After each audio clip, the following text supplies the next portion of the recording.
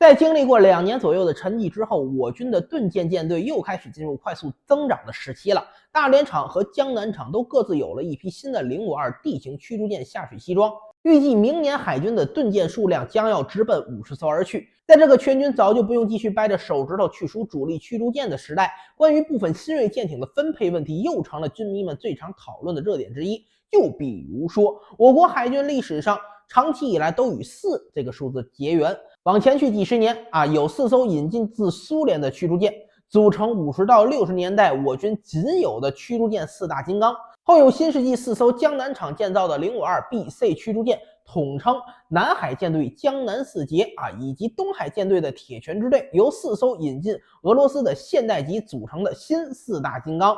但距离江南4杰也好，新4大金刚服役也罢，差不多20年过去了，有些舰队的4大金刚早已大不一样，有些舰队最大的驱逐舰却依然如旧。要说大不一样的，那自然是南北2个战区海军的055作为我军新锐的万吨大驱。当年还在建台的时候，大家都会以为3大战区海军会相对平分，但没想到最后会以北站海军区1支、南站海军区9支各4艘的方式集中服役。这些比052D 等常规驱逐舰从指挥官到各级部长都高出半级的船，还真是一下子给了人们新一代4大金刚的感觉。毕竟现代级进入我军的时候，也是以集中服役的方式编入当时的东海舰队的铁拳支队，也与现在的055一样，高出其他驱逐舰半级的副师级舰艇。而且随着055型新型反舰弹道导弹的上舰，也有了强大的反舰能力。这下3大海军战区各自都有形式上一致的4大金刚了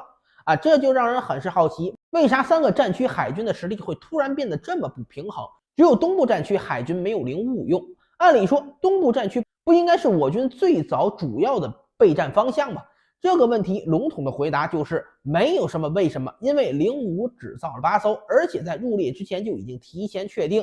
要集中进入小部分支队服役，最后因多种原因确定北部战区海军驱逐舰第1支队与南部战区海军驱逐舰第9支队这2支部队来接装而已。这既不涉及到作战方式问题，也不涉及到重视程度的问题，就是个换装接舰的节奏以及各战区既有兵力结构产生的问题。首先，我们不否认，在3大舰队时代，我军北海舰队看管黄渤海，东海舰队看管东海，南海舰队看管南海，各自有各自的任务。但是现在已经是军改时代了，3大舰队已经变成了3支战区海军许多年了。在17年展开我军大规模军改之后，我军已经形成了成熟的军种主舰、战区主战的格局。在现在的模式之下，舰队归属于哪个战区海军，归属于哪个驱逐舰支队，事实上只关系于其训练工作由哪个战区的海军机关来组织，相关的考核工作、政治建设工作等由哪个战区来进行，并不影响到实际的作战指挥权限。真正负责作战指挥工作的是战区联合参谋部，具体说就是舰艇在哪个战区的任务范围内行动，执行那个战区任务，就归属于哪个战区进行指挥。因此我们能够看见母港在青岛的辽宁舰经常带着北部战区海军的驱护舰在东海乃至南海海域活动，并联合东部战区、南部战区的航空兵等力量展开一系列的实战化演习。甚至现在我们也能常常见到某2个战区的海军舰艇乃至北、东、南3个战区的海军舰艇一起组成一个驱护舰艇编队，在任务海区内展开相关任务，并不存在服役于哪个战区海军就局限在哪里为祖国服务的问题。既然在指挥与作战上